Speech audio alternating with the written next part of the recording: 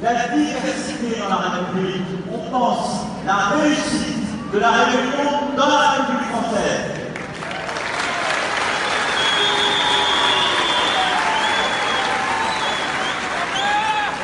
Et c'est ça dont mes amis Thierry, Gilbert et tant d'autres ont parlé depuis tout à l'heure.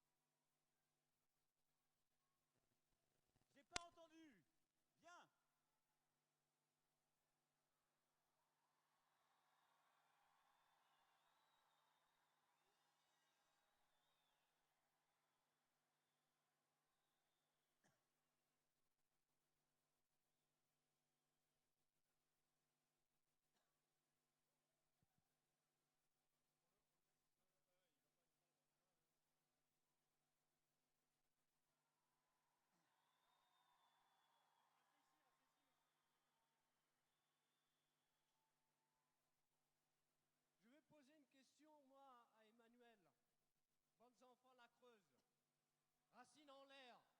Racine est en l'air, nous avons besoin un peu plus de terreau ici à La Réunion pour pousser.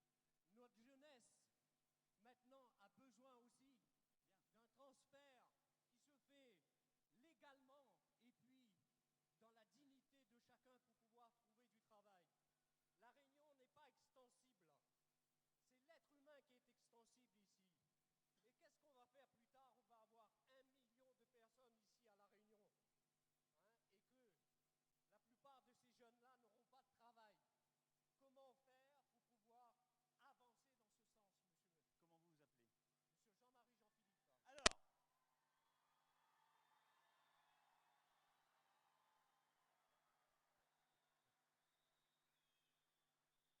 ce que dit Jean-Marie, c'est le premier chantier. C'est l'école et c'est l'école. C'est la première chose.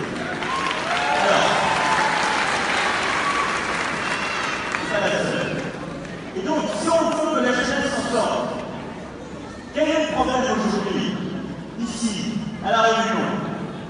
L'illettrisme, c'est le premier problème. Avant le chômage, quand il y a plus de 20% des jeunes qui ne savent pas lire ou écrire ou compter proprement, ils ne peuvent pas prétendre accéder à un travail. Ils ne peuvent pas construire. Alors même qu'il y a une fiscalité et qui en fait, en parlant encore des milliers, de réunions par rapport à il y a quelques années. En plus, je pense que l'université a tombé sur le point, mais seulement de vous dire une chose. J'ai été en métropole pour apprendre à lire et à écrire. J'ai appris à écrire moi-même les crayonnés, les jeunes crayonnés, les crayonnés. Ils ont un potentiel incroyable. C'est vrai, il y a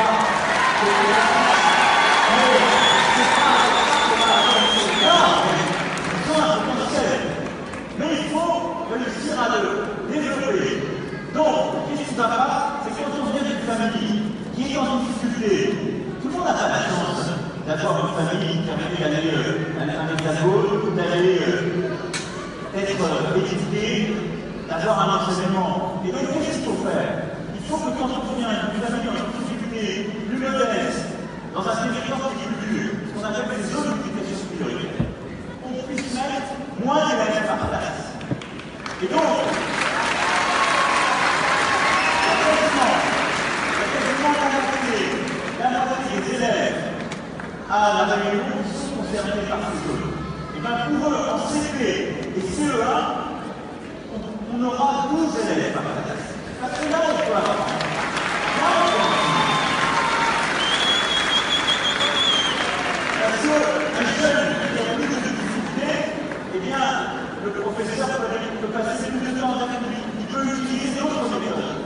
Et ce qu'on a aussi dans notre projet, c'est de donner plus de liberté, plus d'autonomie aux enseignants.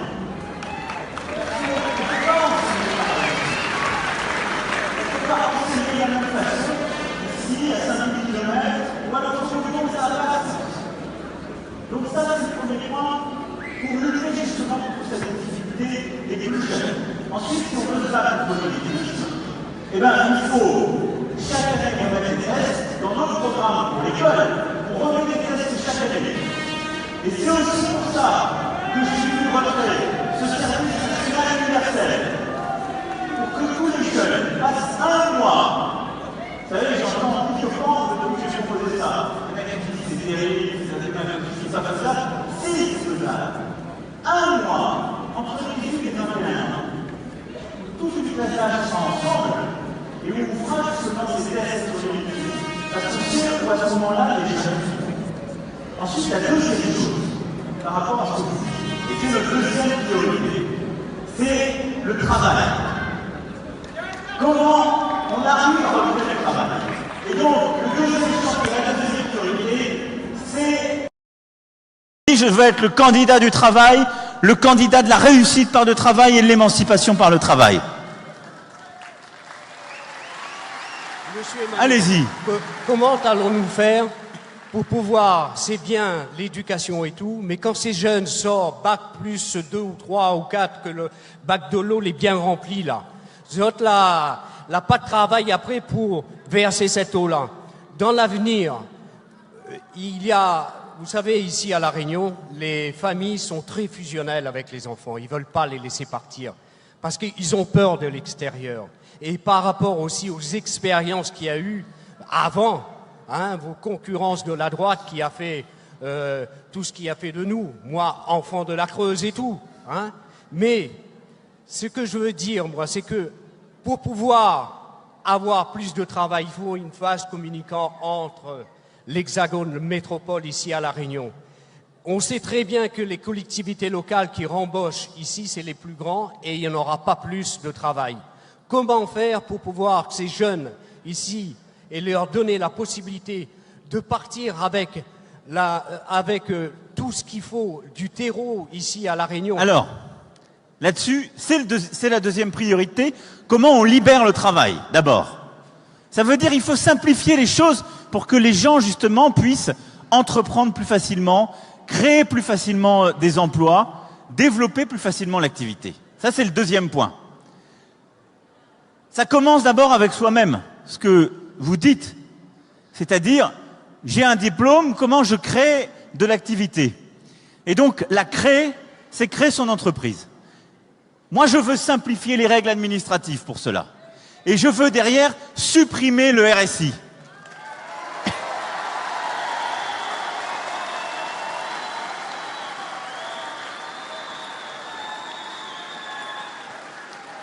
Parce que...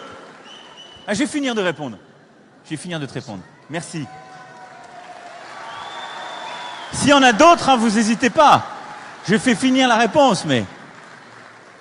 Et donc, supprimer le RSI pour permettre d'aller plus vite, d'avoir une vie plus simple quand on entreprend et qu'on est entrepreneur pour son compte. Mais ça veut dire aussi baisser les impôts et les charges des entreprises. Et donc, c'est pour cela que dans notre projet, on baisse de 6 points les charges, que dans notre projet, on baisse l'impôt sur les sociétés à 25%, que dans notre projet, on va simplifier les règles du droit du travail pour faire justement qu'on négocie dans l'entreprise, dans la branche professionnelle les règles et pas par la loi au niveau national pour tout le monde. Ça, c'est un chantier fondamental si on veut recréer de la dynamique, comme le disait Jean-Michel à l'instant.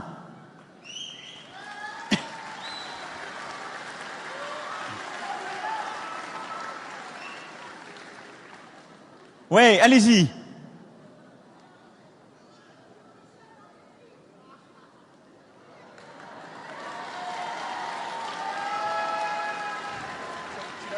Pendant qu'elle descend, le troisième chantier qui va avec ce qu'on a dit et qui est le terreau dont on a besoin.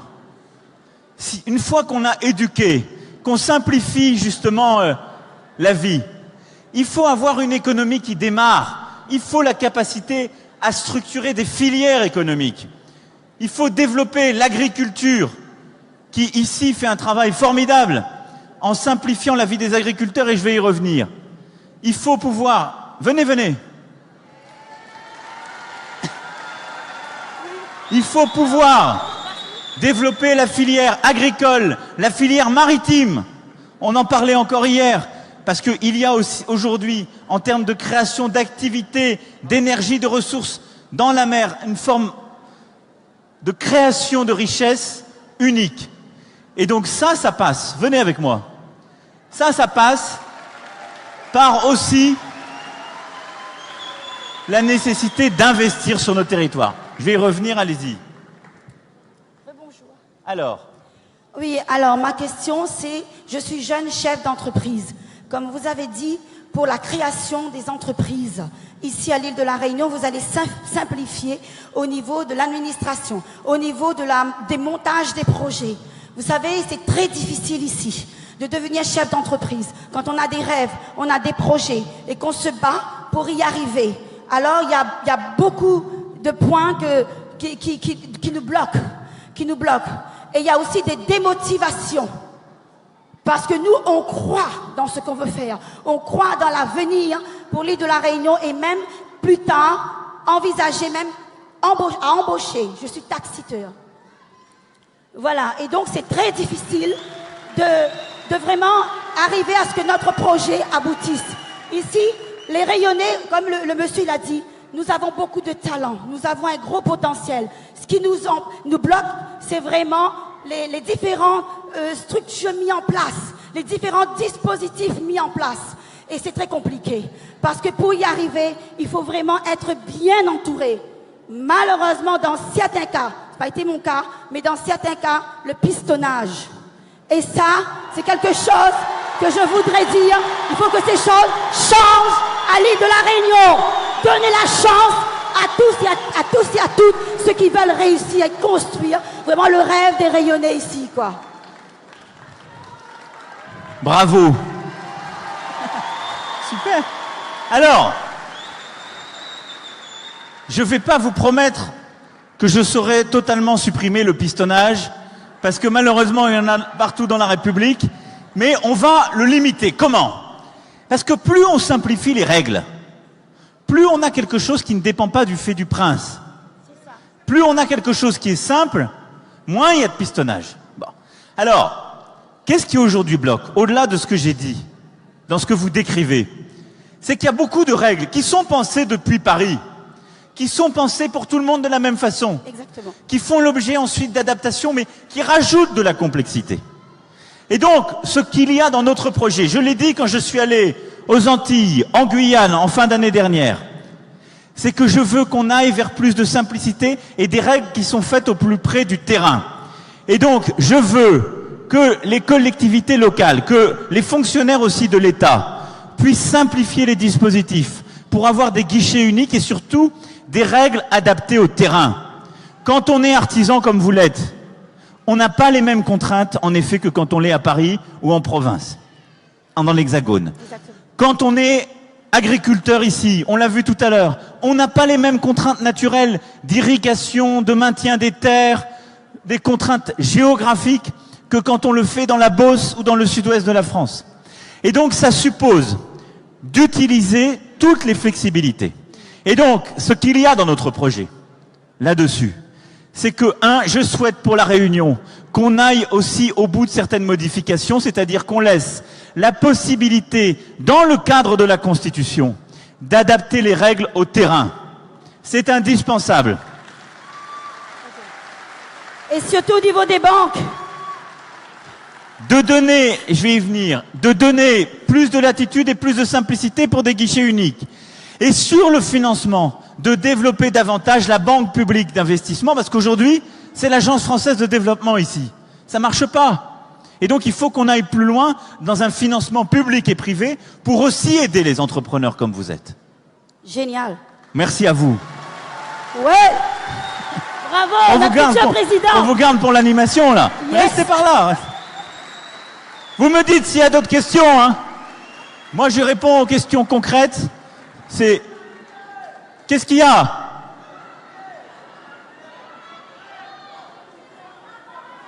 Je n'entends rien. Qu'est-ce qu'il y a? Venez là.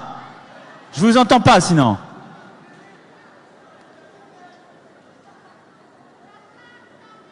C'est une question ou pas?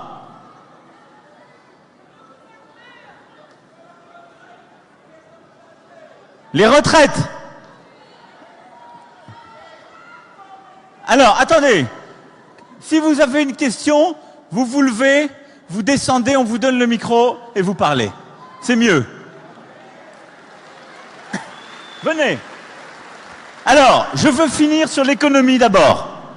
Parce que, au-delà de ce que j'ai dit à madame à l'instant, si on veut aller au bout de ce qu'on peut créer comme richesse économique dans l'île de la Réunion, il faut simplifier et adapter les règles au terrain. Il faut réussir à dynamiser les choses comme on vient de le dire. Mais il faut qu'on aille plus loin dans certains secteurs. L'agriculture. Ici, vous avez réussi un petit exploit, je dois dire. Parce que par rapport aux autres territoires ultramarins, vous importez beaucoup moins qu'ailleurs. Il y a une vraie agriculture réunionnaise, il y a un vrai modèle de développement. Mais il faut encore faire mieux. Pourquoi? Parce que c'est avec une agriculture locale, une vraie compétitivité locale, qu'on arrivera vraiment à baisser les prix et qu'on arrivera à créer de l'emploi. Et moi, c'est ça ce que je veux faire avec vous. Alors, comment y parvenir? Eh bien, d'abord, en allant au bout sur certaines filières des engagements pris. Sur la canne à sucre, moi j'en prends l'engagement solennel, on ira au bout de l'engagement des 38 millions d'euros pour accompagner la sortie des quotas.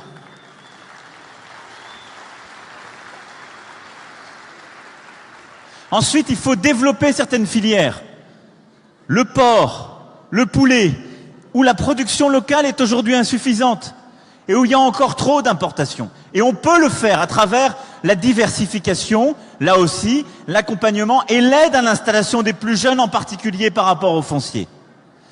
Mais plus largement, ce qu'on doit faire pour l'agriculture, c'est s'assurer que le prix de vente correspond au prix de production. Et donc, comme on était tout à l'heure ensemble à Saint-Leu, cher Thierry, chez un agriculteur, il est dans une organisation de producteurs. Et donc moi je veux qu'on généralise les organisations de producteurs qui permettront de produire au bon prix avec la bonne organisation et en ayant la bonne négociation avec les distributeurs.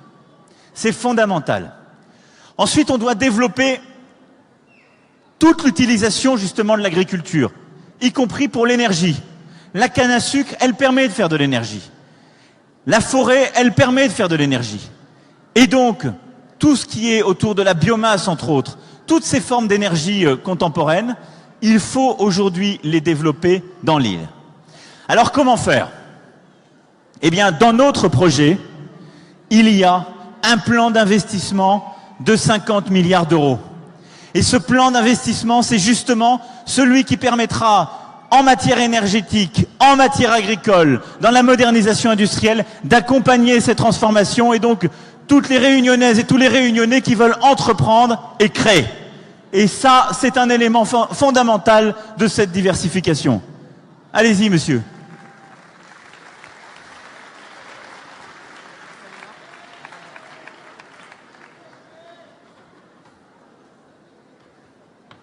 Bonjour, Olivier. Donc, allez-y. J'ai une question sur la santé. Et sur la manière d'améliorer... Mettez votre micro comme ça qu'on vous entende. Comme ça, oui. J'ai une question sur la santé et la manière d'améliorer énormément la santé des Français et des Réunionnais en particulier. La Haute Autorité de Santé a été condamnée 4 ou 5 fois par décision du Conseil d'État, tout simplement parce qu'elle est en mèche avec les laboratoires pharmaceutiques. D'ailleurs, il faut savoir que la plupart des médias, sauf quelques petits médias, touchent beaucoup de subventions de publicité des gros laboratoires pharmaceutiques, de l'industrie alimentaire, et donc ne passent aucune information concernant les méthodes naturelles de se soigner. En particulier, il y a beaucoup de diabétiques, et La Réunion aussi, personne, vous n'avez jamais entendu dire sur TF1 ou sur France 2 qu'on peut soigner le diabète naturellement. C'est une question de nutrition uniquement, et qu'il y a des plantes qui remplacent très bien les médicaments sans les effets secondaires. La berbérine fait la même chose que la metformine qu'on donne aux diabétiques. Voilà. Et donc il y a énormément de choses. Alors, par rapport à ça, je vous réponds. Et si vous avez d'autres questions, venez là, on vous donne le micro. D'abord, la presse, vous savez, ils sont là. La presse, ils sont là. Ils sont pas financés par les laboratoires pharmaceutiques. Je vais les défendre, c'est pas vrai. Donc, ça faut pas être non plus dans le complotisme. Ils sont pas financés par les laboratoires pharmaceutiques. Il y a eu pendant longtemps en France des lobbies, des laboratoires pharmaceutiques qui finançaient les professionnels de santé. Tout ça a été quand même beaucoup amélioré les dernières années. Par contre, moi je vais répondre très concrètement à vos différents points. Votre santé. Bon, à La Réunion, il y a plusieurs problèmes de santé, comme partout en France. Il y a beaucoup de diabète. Il y a beaucoup de maladies, justement. Il y a quelques maladies rares qui sont propres à La Réunion. Et il y a un vrai sujet pour avoir la continuité des soins à La Réunion et pas simplement une désertification progressive qui est en train de se faire. Donc la première chose, c'est de continuer à développer de manière intelligente ce qu'on appelle l'offre de soins, c'est-à-dire ces maisons de santé qui permettent au plus près du terrain d'avoir des professionnels de santé, des libéraux, des professionnels, des spécialistes, parce qu'il manque de spécialistes à La Réunion, et donc il faut les attirer. On les attirera comment? En les rémunérant mieux et en rémunérant la prévention qu'ils vont aussi faire, et pas simplement le paiement à l'acte, et en leur construisant ces maisons de santé. Dans le plan d'investissement qu'on va faire, il va y avoir le doublement des maisons de santé. Et ça permet d'éviter que tout le monde aille aux urgences dès qu'il y a un problème, ce qui coûte au final beaucoup plus cher, et à ce qu'il manque des spécialistes ou des généralistes dans certains territoires. Donc ça, c'est le premier point. Ensuite, par rapport à ce que vous dites, il n'y a pas de lobby. Il y a simplement qu'on n'a pas en effet assez développé à la fois la prévention et la médecine par les plantes et les thérapies alternatives.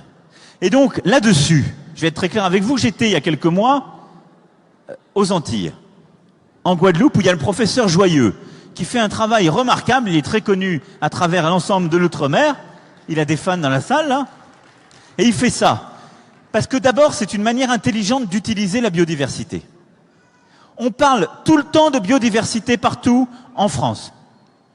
La biodiversité française, elle est à 80% ultramarine. À 80%. Vous pouvez vous applaudir.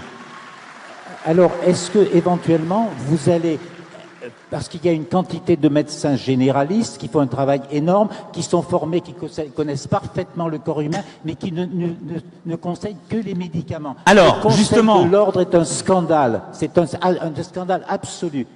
Alors là-dessus, je finis, puis on va donner le micro aussi à quelqu'un. Merci beaucoup, monsieur. Tombez pas. Donc sur ce sujet, il faut encourager à la fois la prévention et les formes alternatives de traitement. Mais le faire comment? À travers la formation des médecins, comme monsieur l'a dit, en rémunérant davantage la formation, en faisant aussi de manière adaptée que les jeunes qui sont en études médicales puissent aller faire de la prévention dans les écoles, au travail, pour valoriser ces formes alternatives, et qu'on valorise aussi d'autres formes de médicaments. Et là, c'est la Haute Autorité de Santé. Et elle a objectivement une indépendance complète en la matière. Je veux ici la défendre. Je sais que c'est à la mode en ce moment d'attaquer toutes les institutions, toutes les administrations. Mais je peux vous dire, il y a en santé des administrations de qualité qui garantissent l'indépendance, qui garantissent justement la clarté des règles, et les formes alternatives, en particulier les médicaments qui sont tirés de la biodiversité, font partie de cette réponse. Et donc vous l'avez compris, la réponse en matière de santé, c'est les maisons de santé, une meilleure offre de soins, plus de prévention et une réforme en profondeur aussi de l'hôpital, où moi je propose qu'à l'hôpital, on sorte de la tarification à l'activité, on limite à 50% cela parce que l'hôpital a beaucoup d'autres missions, et qu'on remette les médecins au cœur de la gouvernance de l'hôpital. Allez-y.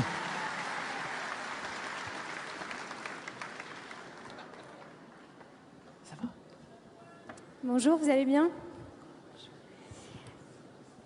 Alors je vais me mettre comme ça je serai en face des personnes sourdes et voilà, que tout le monde pourra me voir également. Bonjour à tous, mesdames, messieurs, les marmailles aussi, les personnes âgées, les jeunes, bonjour à tous. Je suis fière d'être créole, d'être de La Réunion. Bonjour aussi Monsieur Macron, futur président. Alors moi, je voudrais me mettre sur la scène justement pour deux questions. Alors ça n'a pas forcément grand-chose à voir avec ce qu'on a dit avant, mais j'aimerais parler du monde des sourds en général. Parce que tout à l'heure, vous avez dit qu'au niveau des entreprises, vous voulez simplifier les choses. Alors je suis tout à fait d'accord avec vous. Alors simplifier les choses, oui, mais moi j'ai une question. Donc moi, je représente l'association des sourds de La Réunion et je suis aussi moi-même chef d'entreprise. Alors bien sûr, c'est pas facile au niveau de la communication parce que donc nous dans notre équipe, toute l'équipe est sourde, donc mais il y a plein de partenaires différents et du coup au niveau de la communication c'est pas forcément évident. Donc bien sûr il y a la GFIP qui nous aide, qui met pour des situations de communication, mais il y a une limite puisque c'est 2 600 € par an. Et en termes de traduction, ça fait 47 heures par an, 47 heures de traduction pour financer les frais d'interprète. 47 heures de traduction par an, et le reste, comment on fait? Alors, en termes de commerce, etc., c'est compliqué. Et alors oui, je suis d'accord pour simplifier les choses, mais pour nous, en tant que chef d'entreprise et communauté sourde, comment on fait? Merci d'abord.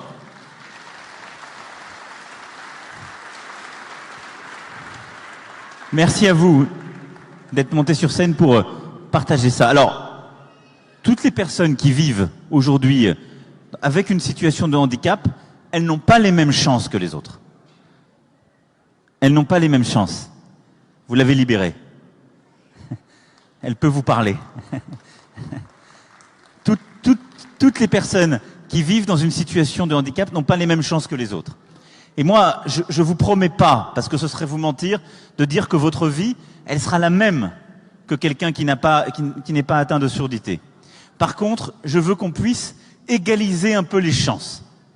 C'est ça le projet qu'on porte pour les territoires comme les personnes. Et donc, la première chose, je me suis engagé dans le projet pour qu'il y ait un vrai programme pour les auxiliaires de vie scolaire. Quand vous avez été à l'école, vous aviez besoin d'une auxiliaire de vie scolaire. Il en manque aujourd'hui plusieurs milliers et elles ne sont pas payées comme elles le devraient, elles sont en contrat précaire. Je veux qu'on aille au bout de cela et qu'on clarifie cette situation, c'est-à-dire qu'on réponde à ce besoin. Ensuite, quand vous êtes chef d'entreprise, vous avez, je sais, ces besoins supplémentaires. Je n'ai pas aujourd'hui dans mon projet des éléments qui permettent de répondre de manière précise à ce que vous venez de dire. C'est-à-dire, je ne vais pas vous dire, avec moi, ça vous coûtera plus rien, ce sera exactement pareil. Ce serait pas vrai. Par contre, j'ai quelques éléments en réponse. La première chose, c'est que je vais, si vous prenez quelques heures par semaine une telle personne et que vous la payez au SMIC, alléger les charges que vous payez aujourd'hui sur elle, de 10 points. Ensuite, si vous prenez cette personne, et dans l'île de la Réunion, ça concerne la moitié des Réunionnaises et des Réunionnais, dans un quartier politique de la ville. Vous savez, ces quartiers qui sont plus en difficulté, où il y a moins de richesse. Eh bien, à ce moment-là, vous aurez pendant 3 ans 15 000 € d'aide. C'est-à-dire qu'on va alléger massivement. Pourquoi? C'est une aide à la mobilité aussi pour les personnes. Quand on vient d'un quartier politique de la ville, c'est plus dur de réussir. Et donc, c'est ce que j'ai appelé ces emplois francs. C'est une espèce de starter qu'on met pour déclencher les choses et justement aller plus loin et plus fort.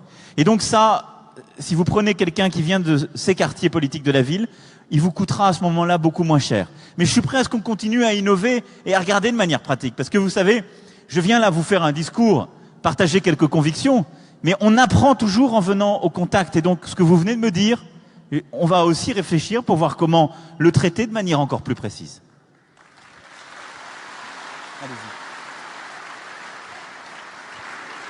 Bon, bah, merci, c'est pour ça, j'ai bien compris. Et toutes les personnes politiques, souvent, ne pensent pas forcément à la situation des sourds.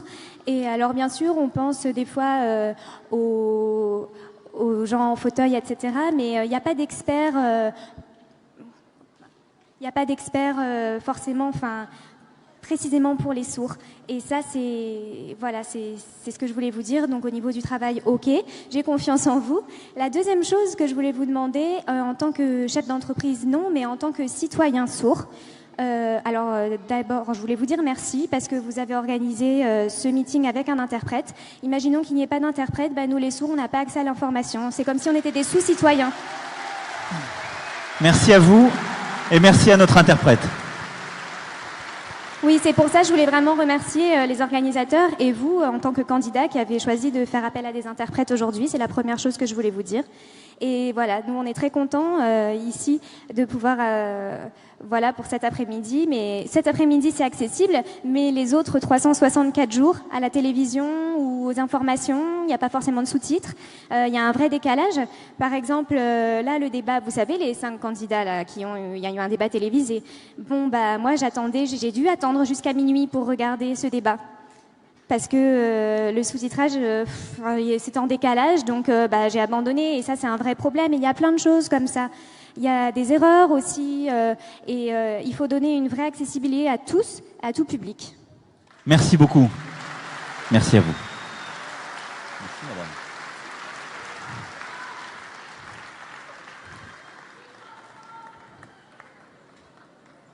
Vas-y, bonhomme.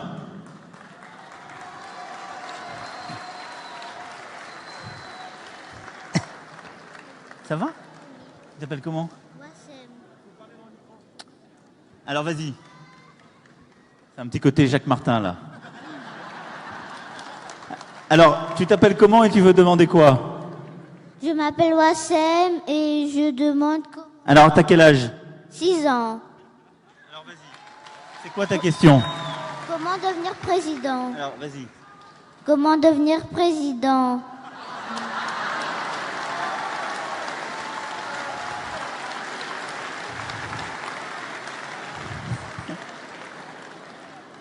Alors c'est une question un peu générale là cette fois-ci.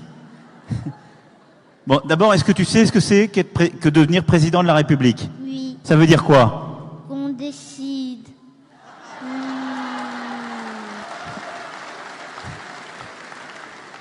C'est un assez bon résumé.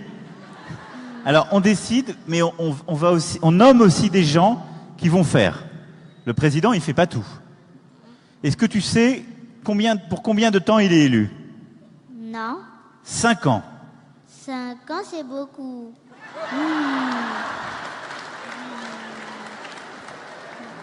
Alors ça paraît très long quand tu l'es pas, mais je crois que quand tu l'es, ça fait très court. Et donc tous les 5 ans, on revote pour le président. Bon. Qu'est-ce que t'attends, toi, du président de la République? Je sais pas.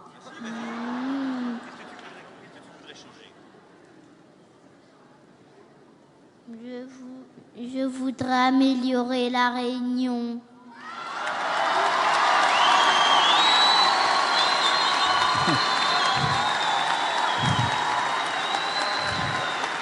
Thierry et Gilbert, vous êtes foutus. La relève est là. Alors je vais te dire. Hein? La vérité sort de la bouche des enfants. Exactement. Tu vois là, t'as déjà des fans autour de toi là. Alors je vais te dire. Quand tu es président, tu cherches à porter un projet pour le pays, pour toute la République. Et tu essaies de dire quelles sont tes priorités. Moi, je veux qu'on arrive à sortir un peu de la peur. Il y a beaucoup de peur, d'inquiétude, de division.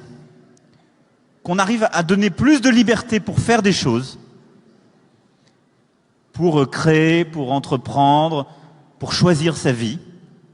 Et qu'en même temps, on protège celles et ceux pour qui c'est plus difficile. Et le faire dans un territoire comme la Réunion, qui est très différent. Tu as déjà été en Hexagone? Eh ben, c'est très différent ici, les contraintes ne sont pas les mêmes, la vie n'est pas la même. Et donc de dire en France, il y a beaucoup de diversité, et donc faut qu'on arrive justement à prendre en compte toutes ces différences pour faire réussir chacun des territoires. Et donc, moi ce que je suis venu, tu vois, dire là t'es un rassemblement politique. Mais après, tu vas continuer, parce que ce que tu fais là, dans la rue, tu vas aller expliquer à d'autres qu'il faut voter pour notre projet, etc. Parce que maintenant, tu auras une mission. Maintenant, tu auras une mission dans toute la Réunion. Tu vas travailler pendant 30 jours. Je te préviens, hein.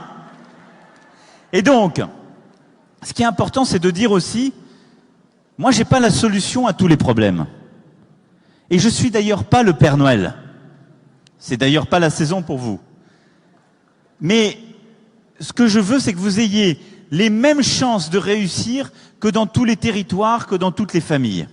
C'est ça ce qui m'importe. C'est cette égalité des chances. Et c'est qu'avec la même énergie, le même talent, la même volonté de faire, toi, quelle que soit ta famille, tu puisses aussi facilement réussir à La Réunion qu'on réussit à Paris ou à Marseille. Et c'est pas vrai aujourd'hui. Et donc, je vais pas te promettre de te donner des choses. Mais je vais te dire, toi, qu'est-ce que tu peux faire? Qu'est-ce que tu as dans le ventre? Qu'est-ce que tu as envie de faire plus tard? Et te donner la possibilité de réussir aussi bien ici, à La Réunion et pour La Réunion, que si tu étais à Paris, à Marseille ou à Bordeaux. Merci à toi. Tiens, donne le micro au suivant. Alors,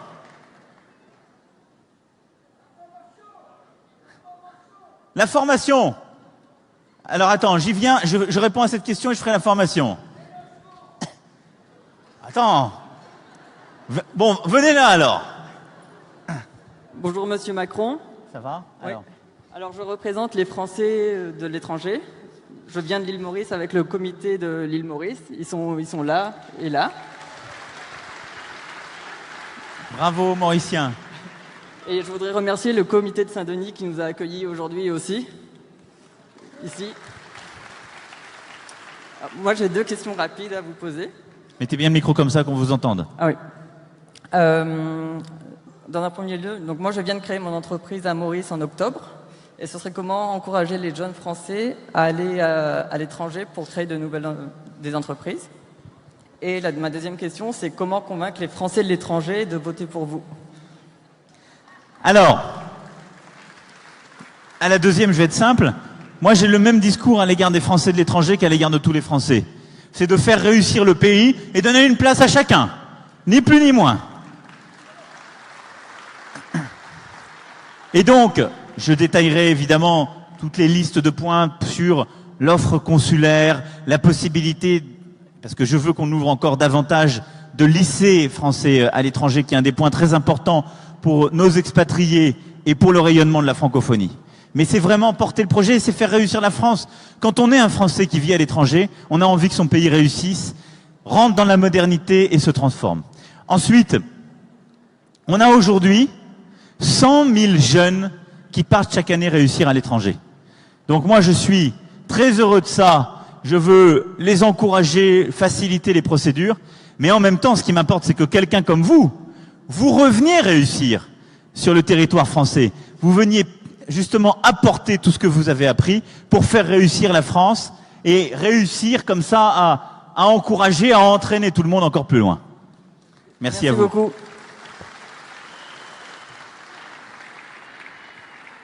On va en prendre 2-3 à la fois s'il y en a beaucoup. Peut-être 2-3. Bonjour, bienvenue. Merci. Bonjour. Déjà, moi, j'aimerais passer un message à tous les Réunionnais parce que je suis métropolitaine, je suis venue travailler à La Réunion. Donc, j'aimerais passer un message d'espoir parce que ici, il y a du travail. On peut travailler, il y a de l'emploi. C'est pas perdu. Bien sûr que tous les Réunionnais pourront travailler, j'en suis certaine. Et vous parlez de reconquête aussi. Pour moi, l'avenir, je ne sais pas si vous êtes d'accord, ça va être les jeunes et les entreprises en France. Je ne veux pas parler de la Réunion comme un territoire isolé, je veux parler de la France dans sa globalité. Et vous parlez aussi justement du dialogue social. J'aimerais savoir comment vous voulez simplifier le dialogue social au sein de l'entreprise. Alors, sur ce sujet, c'est ce que je disais un peu tout à l'heure. Moi, je veux que les règles de l'entreprise, elles ne soient plus simplement définies par la loi. On parle toujours de dialogue social, mais on veut que tout soit dans la loi. Et donc, moi je veux que dans la loi, on mette les grands principes et qu'on renvoie à l'accord de branche et l'accord d'entreprise la possibilité, justement, eh bien, de définir le bon cadre. Alors, ce sera l'accord majoritaire d'entreprise, et donc c'est là que le dialogue social se fait, avec les représentants. En même temps, deux éléments de simplicité très importants pour tout le monde. Le premier, si ça bloque, si on a simplement un accord minoritaire et pas un accord majoritaire, je veux qu'il y ait une possibilité d'avoir accès à un référendum. Et donc, que les salariés dans l'entreprise ou que le patron puisse, avec les minoritaires, décider d'un référendum pour débloquer la situation qui concerne l'entreprise. C'est très important pour simplifier. Ensuite, je veux, là aussi, qu'on simplifie les choses et qu'il y ait une instance unique de représentation. C'est-à-dire, aujourd'hui, il y a le comité d'entreprise, le CHSCT, les délégués. On remet en une seule instance, on n'enlève pas de pouvoir, mais on simplifie. Et puis, quand il y a des trop petites entreprises, il y a sans doute parmi vous des toutes petites entreprises, et ben là, on peut avoir des accords types qui sont faits au niveau de la branche. Voilà. Donc, plus de simplicité, en même temps, plus de responsabilité au niveau de la branche et de l'entreprise. Merci beaucoup. Merci à vous.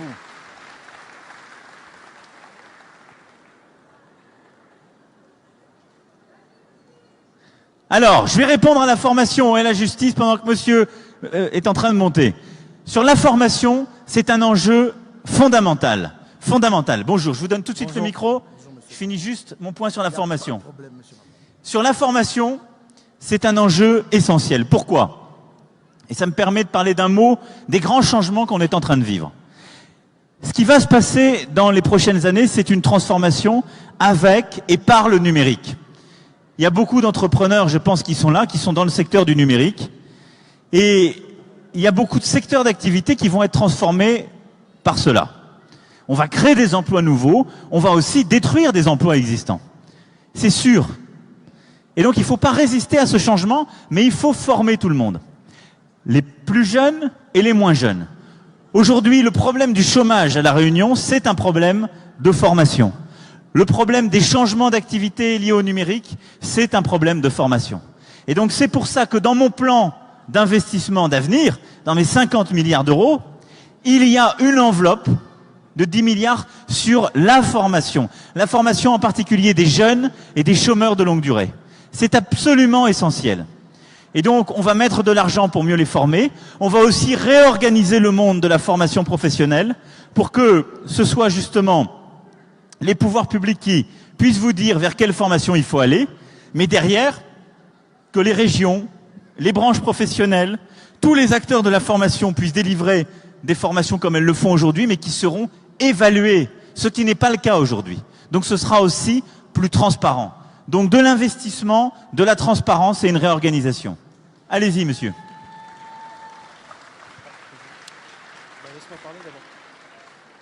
Comment il est ce tout? Comment il est? Comment il est Montbang? Comment il est La Réunion? Comment il est Saint-Denis? Monsieur Emmanuel Macron, sachez que pour moi c'est un réel plaisir de vous avoir à ma gauche. Là vous êtes à ma gauche ou vous êtes devant moi? Enfin, je ne vous vois pas. Je ne vous vois pas, monsieur Macron. Donc, monsieur Macron, vous savez, enfin un candidat avec qui on pourra s'adresser et on pourra parler de ses revendications. Moi, je suis en situation de déficience visuelle depuis à l'âge de 3 ans. J'ai eu cet immense honneur, cette chance, cette possibilité d'aller à l'école républicaine, de suivre une scolarité dite normale. Vous savez, monsieur Macron, je suis ce qu'on appelle immigré. Je viens des Comores, je suis né aux Comores, et j'ai eu cet avantage, on va dire à mes risques et périls, de venir sur Mayotte en Kwassa. Vous savez, monsieur Macron, les petites embarcations. Je sais. Voilà. Donc, j'ai eu cet honneur d'aller à l'école républicaine et de suivre une scolarité normale. Et jusqu'en 2005, vous savez, il y a eu une loi relative à l'accessibilité pour les personnes en situation de handicap. Une loi réellement majeure qui a permis, sans doute, des avancées considérables pour les personnes en situation de handicap. Moi, je ne viens pas, Monsieur Macron, pour vous demander de nouveaux droits. Non, non, non. Je ne vous demande pas que je sois considéré comme étant un être exceptionnel ou un être à part. Non. J'ai juste envie, Monsieur Macron, si vous devenez président de la République, que les personnes en situation de handicap puissent se sentir mieux en 2017 qu'en 2022. C'est-à-dire, je vous inviterai et j'inviterai l'État, en votre personne, que la loi relative à l'accessibilité soit réellement appliquée. Et j'insiste qu'elle soit réellement appliquée. Parce que on a besoin, c'est inacceptable quand on marche au sein de nos territoires, de la République, qu'il y a des endroits qu'on ne peut pas y accéder. C'est inacceptable que quand on regarde la télé pour les personnes sourdes, ils n'arrivent pas à avoir les sous-titrages. C'est incontestable et c'est inacceptable.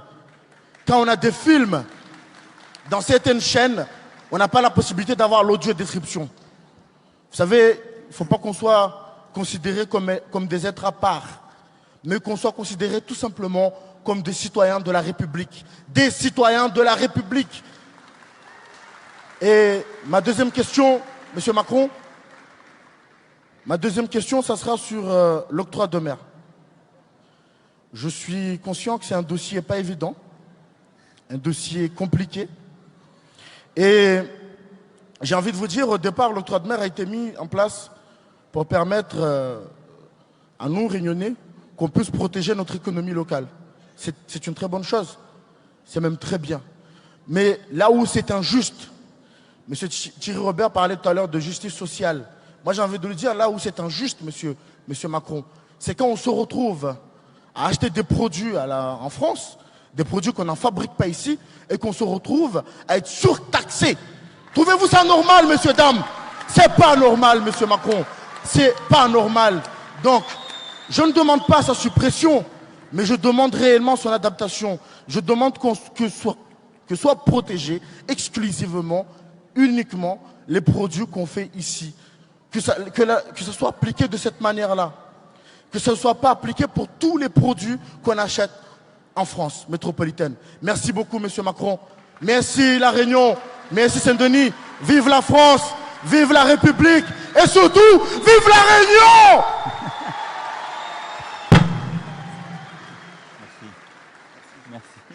Merci à vous.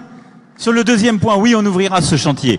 L'octroi de mer, vous l'avez dit, c'est un sujet très compliqué, qui protège aussi et qui a beaucoup d'avantages. Mais il y a deux réponses à ce que vous avez dit. C'est la première, développer la production locale au maximum. Et quand il est montré qu'un produit n'est pas fait localement et ne peut pas être fait localement, à ce moment-là, il faut aménager l'octroi de mer. Sinon, c'est un prélèvement sur le pouvoir d'achat, en effet, des ultramarins. Sur le premier point que vous avez évoqué, oui, je suis profondément d'accord avec vous.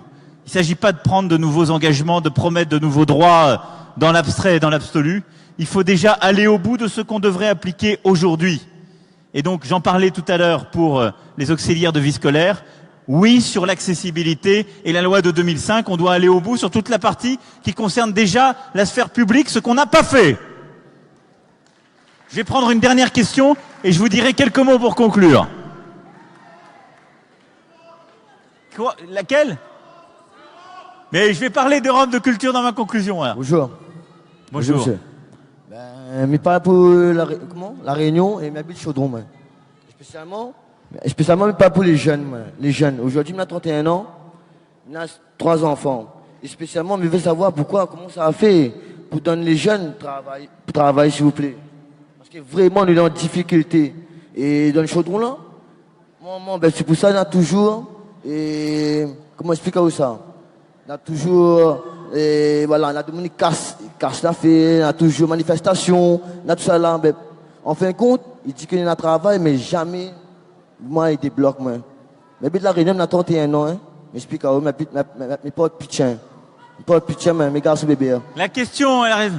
Bon, je veux savoir comment on va faire pour le Chaudron, exactement. Même pour les autres quartiers, Mais comment on va faire pour avoir un travail, s'il vous plaît? Alors. Pour les jeunes, hein, jusqu'à mon âge, j'ai 31 ans, hein, mais pas pour les jeunes aussi, il a 14 ans, 13 ans.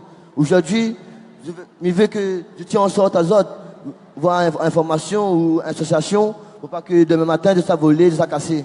Vous comprenez là? Je veux que demain matin, je tiens en sorte à autres aussi. Parce que mes petits enfants aussi, ils grandissent. Demain matin, là, je veux que maintenant, ils trouvent un moyen d'avoir un travail aussi pour la Réunion, s'il vous plaît. Merci à vous. Alors, 2 mots, et puis après, je vous entends crier plusieurs thèmes. Je veux bien qu'on passe toute la nuit, moi. Mais je vais essayer de résumer en quelques mots l'essentiel. Sur ce que vous avez dit, c'est ce qu'on disait tout à l'heure. Vous revenez à la première question de monsieur. La formation des jeunes. S'ils sont pas bien formés, ils peuvent pas trouver de travail. Et donc, c'est lire, écrire, compter, l'investissement dans les classes primaires. La deuxième chose, c'est justement d'aider à développer l'entrepreneuriat et d'aider. Vous parlez du chaudron, moi j'y serai demain matin, et je vous donne tous rendez-vous demain matin là-bas avec Gilbert et quelques autres. Eh bien, c'est de créer des emplois francs et donc de permettre à tout jeune ou moins jeune qui décroche un contrat à durée indéterminée, eh bien, d'avoir une aide de 15 000 €. Ce qui permet pour les employeurs d'être aidés, ça veut dire qu'ils paieront quasiment pas de charges les 3 premières années. Donc ça, c'est très important pour aider à déclencher l'emploi. Et ensuite, c'est de faciliter l'investissement, le développement de l'activité économique sur les différentes filières d'activité dont on a parlé. Il n'y a pas de miracle. Moi, je ne vais pas vous promettre de créer des centaines de milliers d'emplois pour les jeunes dans les 6 prochains mois. Ça n'est pas vrai. C'est une reconquête très complexe. Mais c'est changer les règles du marché du travail, relancer par l'investissement, donner justement ces instruments pour permettre à chacun, quand on vient d'un quartier difficile, de pouvoir rebondir et former pour la génération qui vient. Mais tout ça, ça passe par une mobilisation sur le terrain aussi, une volonté de faire, de savoir, de se demander à chaque instant la part qu'on a à faire soi-même. C'est essentiel. Oui, mais au moins, le bon maire, mais désolé, sincère.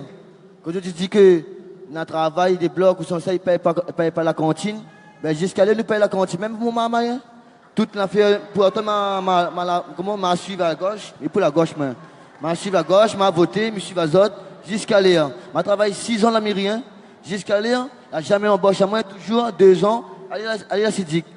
2 ans, aller remonter à la CIDIC. Mais au Sami, ça va aujourd'hui comme ça. 31 ans, avec 2 enfants, avec RSA. Ben, comment on sort à moi là, monsieur? Je ne vais pas sortir tout le monde de sa situation. Je ne vais pas vous mentir. Hein. Ça, c'est pas vrai. Par contre, quand je dis on va investir dans la formation des très peu qualifiés, alors là, oui, ça c'est fait pour vous. Parce que votre problème, je pense aussi, c'est un problème de qualification pour trouver les emplois durables et pour pouvoir justement vivre, avoir un salaire décent et nourrir votre famille. Et donc là, c'est les formations qui vont bien. Derrière, si vous habitez au Chaudron, c'est la possibilité d'avoir une aide. Donc vous aurez accès à ces emplois francs qui faciliteront le fait que vous retrouviez un emploi. Donc c'est ces instruments, la formation, les emplois francs pour aider pour que vous trouviez justement un employeur. Mais moi, je ne vais pas vous promettre un emploi public demain. Si j'étais démago, la seule chose que je peux vous promettre là, c'est de dire je vous embauche demain. Mais je ne le suis pas. C'est pas un problème ça, je veux comprendre en haut. Un but de Chaudron, fait 31 ans, mais but de la Chaudron, moi. Je vais devoir répondre à d'autres questions. Mais franchement, on n'a jamais vu maintenant, aide à nous, aide surtout les jeunes, à moins de 31 ans, n'est pas grave, hein. N'est pas grave pour moi. Mais non, ne le sifflez pas. Non, parce que vous pouvez pas monopoliser le micro, parce qu'après, il faut que je traite d'autres sujets. Je dis une phrase, mais au moins, vu qu'on regarde les jeunes, surtout les jeunes, les plus jeunes que moi, et au moins avoir... Non, c'est bon, je m'en ai. Non, il va partir tout seul. N'inquiétez pas. Allez-y, fille. Dis la vérité, il blesse Azot. Allez-y. Dis la vérité, il blesse Azot, quoi. Dis la vérité, mon là. Mais oui, la vérité, c'est qu'il faut que je réponde quand même à d'autres points. Il n'y a pas de problème. Mon dernière phrase, au moins, il sort au fond de mon cœur. Je veux que regarde les jeunes, les plus jeunes que moi, les 13 ans, 14 ans, au parc de matin, de maman, de papa, les tracasser parce que de ça vole de monde, pour en avoir. Or que il y a un travail, une formation, les payer, mais conseil des blocs comme ça. Ça, la pointe du tout, hein. Je dis vraiment, mais le Chaudron, moi. Il n'est pas pour tous les quartiers. J'y serai demain. Ben, franchement, hein, mais dessus. Sérieux, hein. Merci beaucoup. Merci. Merci beaucoup. Merci beaucoup. Merci à vous. Alors, on ne peut pas traiter de tous les sujets. Et comme je l'ai dit, ce que je propose, ça n'est pas de régler tous les sujets en un quart d'heure. Mais là-dessus, c'est bien la politique pour la jeunesse, pour le travail, pour le développement qui est essentielle. Quelques mots pour finir. Oui, il y a la culture. Alors sur la culture, ce que je propose, c'est évidemment d'abord l'accès à la culture. Parce que la priorité, d'où qu'on vienne, quel que soit le milieu d'origine, c'est de pouvoir accéder à la culture, à la littérature, à la peinture, au spectacle vivant. Et donc c'est pour cela que d'abord, nous avons proposé l'ouverture des bibliothèques en soirée et le week-end.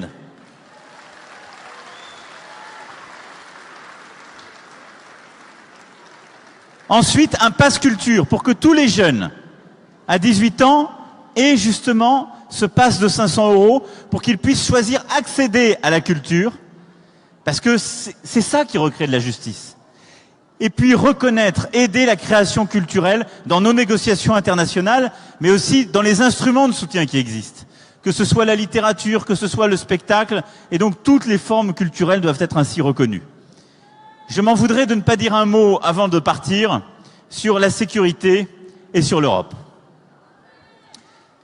La sécurité parce que on a parlé d'illettrisme, on a parlé de l'économie, on a parlé des différentes filières d'activité, mais on n'a pas parlé de sécurité.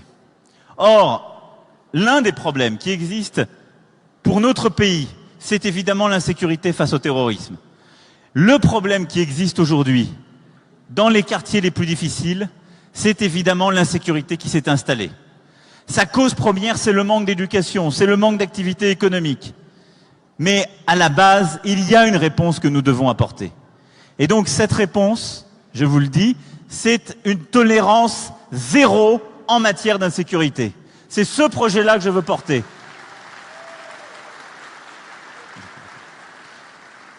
Et donc, pour ce faire, ce seront 10 000 policiers et gendarmes supplémentaires sur le quinquennat. Ce sera la création d'une police de sécurité quotidienne qui, sur le terrain, pourra se déployer au plus près justement des habitants, qui n'est pas une police d'intervention, mais qui va recréer de la présence quotidienne à notre rapport à l'autorité avec des moyens nouveaux. D'abord, la possibilité de mettre des amendes face aux petites infractions qui aujourd'hui sont sans réponse.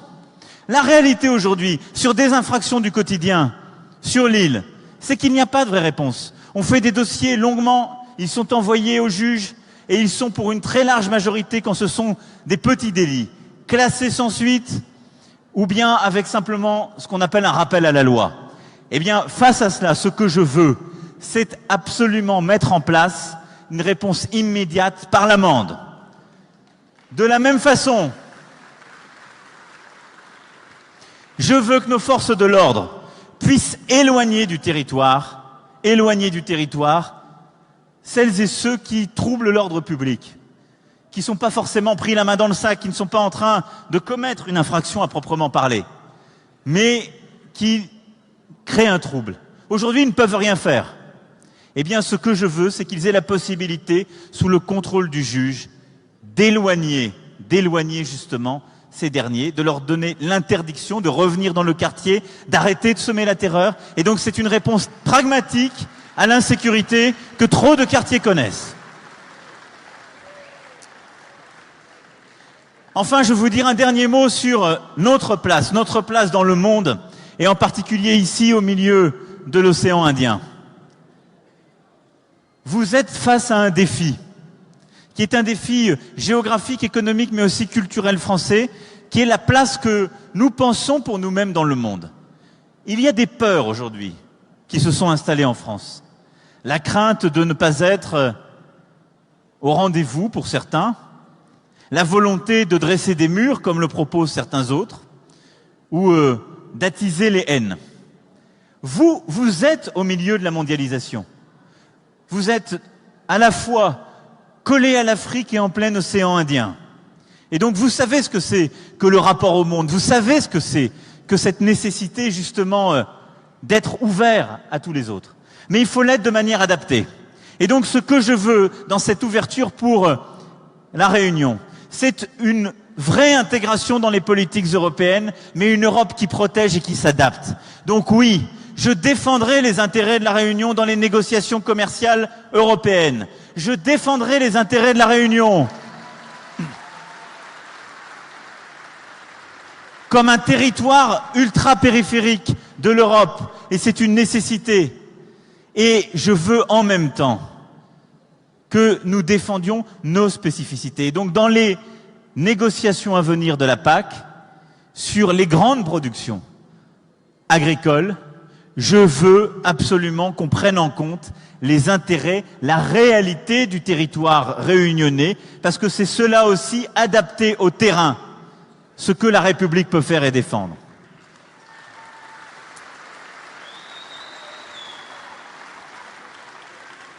Cette ouverture au monde, c'est aussi en même temps la continuité territoriale.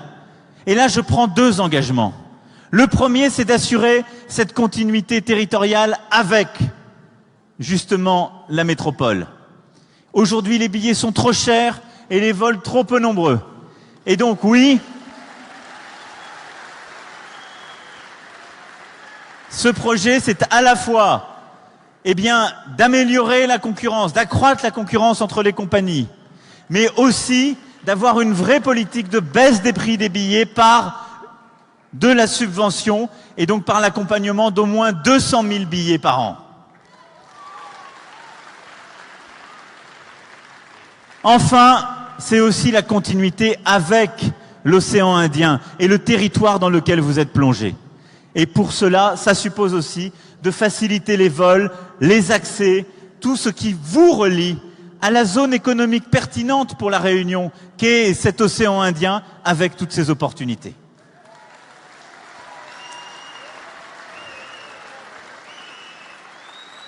Voilà, mesdames et messieurs, ça fait un peu plus d'1 heure que je suis avec vous, et vous, quelques heures que vous êtes là. Je voulais, pour conclure, et je continuerai après en loge à répondre aux autres questions auxquelles je n'ai pas répondu. Je voulais, pour conclure, vous dire combien pour moi les semaines qui viennent sont importantes, mais combien pour vous aussi elles sont importantes. Le défi qui est le nôtre, c'est de porter ce projet progressiste pour notre pays, pour la France, pour l'Hexagone comme pour les territoires ultramarins et comme pour la Réunion. Parce que ce défi, il est historique, c'est le défi français. C'est de savoir si nous voulons avoir peur du siècle qui commence, si nous voulons accepter les replis, ou si, au contraire, nous voulons porter une ambition nouvelle pour la France, une ambition de conquête. C'est cet esprit de conquête pour la France, pour la République et pour la Réunion que je veux porter. Alors, mes amis, ce que je vous demande ce soir, et dans les jours et les semaines qui viennent, c'est avec moi de porter ce projet, cette volonté de faire. Et c'est ensemble, pour la France, pour les Outre-mer et pour la Réunion de réussir à les mettre en l'air. Vive la République! Vive la France! Vive la Réunion! Merci à vous. Merci, merci à vous.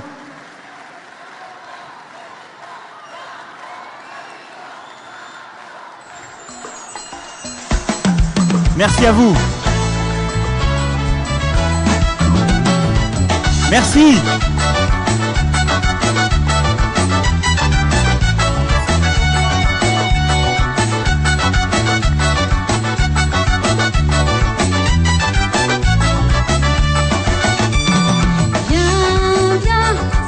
La Réunion, allons vote Emmanuel Macron pour mettre la France en l'air.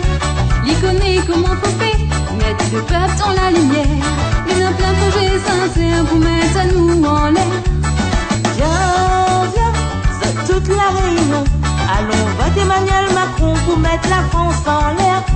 L'icône comment faut faire, mettre le peuple dans la lumière.